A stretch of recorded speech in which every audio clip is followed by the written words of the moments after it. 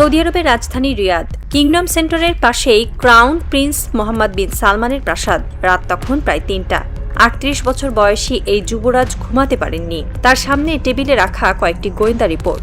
প্রতিটি রিপোর্টে একটাই খবর, ইরানের পাল্টা আক্রমণে সৌদি আরবের ক্ষয়ক্ষতি দিন দিন বাড়ছে। প্রথমে মার্কিন ঘাঁটি, তারপর তেল শোধনাগার, এখন হরমুজ প্রণালী বন্ধ হয়ে তেল রপ্তানি বন্ধ, কোটি কোটি ডলার ক্ষতি, অর্থনীতি ধসের পথে। মোহাম্মদ বিন সালমান জানালার বাইরে তাকালেন।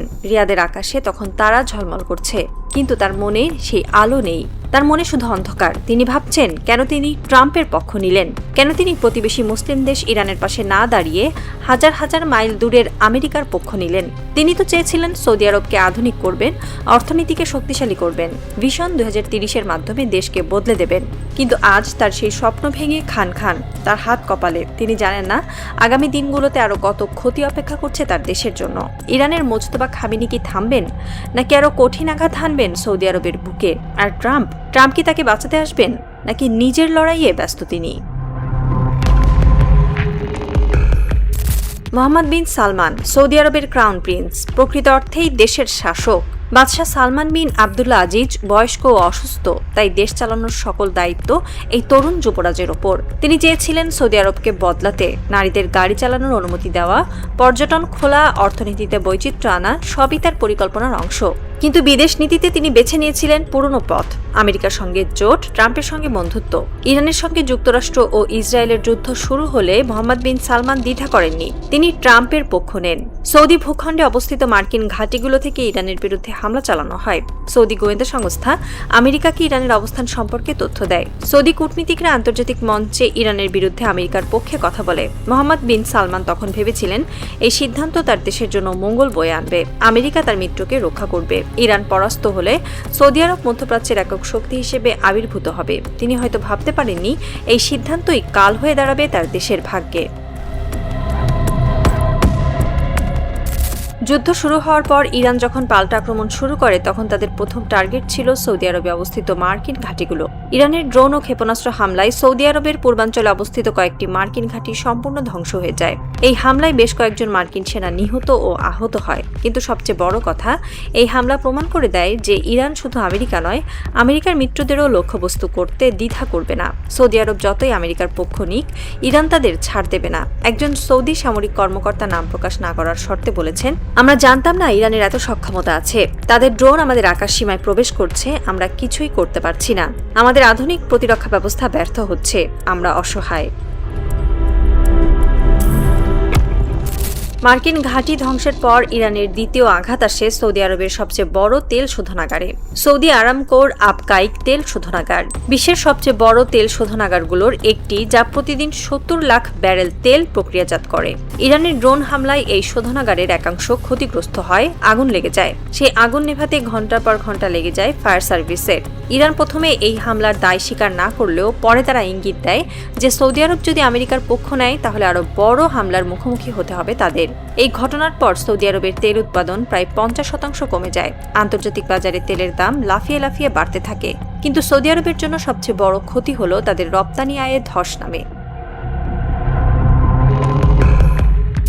ইরানের তৃতীয় এবং সবচেয়ে বড় আঘাত ছিল হরমুজ প্রণালী বন্ধ করে দেওয়া। বিশ্বের মোট তেল রপ্তানির ১/৫ যায় এই প্রণালী দিয়ে। সৌদি আরব, ইরাক, কুয়েত, কাতার, বাহরাইন, সংযুক্ত আরব আমিরাত সব দেশের তেল রপ্তানি নির্ভর করে এই প্রণালীর ওপর। ইরান যখন হরমুজ প্রণালী বন্ধ করে দেয়, তখন সৌদি আরবের মতো তেল নির্ভর দেশগুলোর জন্য দাঁড়ায় বিপর্যয়। তাদের তেল জাহাজগুলো আর বের হতে পারছে না। বন্দরে বন্দরে আটকে আছে লাখ লাখ ব্যারেল তেল। বিদেশি ক্রেতারা জ্বালানি সংকটে পড়ছে, আর সৌদি আরব হারাচ্ছে প্রতিদিন কোটি কোটি ডলার। আন্তর্জাতিক জ্বালানি বিশ্লেষক সংস্থা কেপলার ও উড ম্যাকেনজির তথ্য অনুযায়ী, যুদ্ধ শুরুর ১৫ দিনেই তেল উৎপাদনকারী দেশগুলোর ১৫১০ কোটি মার্কিন ডলারেরও বেশি ক্ষয়ক্ষতি হয়েছে। এর মধ্যে সৌদি আরবের ক্ষতি প্রায় ৪৫০ কোটি ডলার। শুধু তাই নয়, যুদ্ধ চলতে থাকলে এই ক্ষতির পরিমাণ আরও বাড়বে। এই পরিস্থিতিতে বিকল্প পথে তেল রপ্তানির কথা ভাবছে সৌদি আরব। সৌদি আরামকো তাদের ইস্টার্ন অয়েল ফিল্ডস থেকে লোহিত সাগরে তেল পাঠানোর পাইপলাইন ব্যবহারের ঘোষণা দিয়েছে। এই পাইপলাইন সিস্টেমটি সৌদি আরবের পূর্বাঞ্চল থেকে পশ্চিমাঞ্চলের লোহিত সাগর উপকূল পর্যন্ত তেল পরিবহন করতে পারে। কিন্তু বিশ্লেষকরা এই উদ্যোগকে উচ্চাভিলাষী বলে মনে করছেন। উড ম্যাকেনজির মতে এই পাইপলাইন সিস্টেমটি কখনোই পূর্ণ ক্ষমতায় পরিচালিত হয়নি। এটি দিয়ে পূর্ণ চাহিদা মেটানো অসম্ভব। বর্তমানে সৌদি আরবের যে পরিমাণ তেল রপ্তানি করতে হবে সেই পরিমাণ তেল এই পাইপলাইন দিয়ে পরিবহন করা সম্ভব নয়।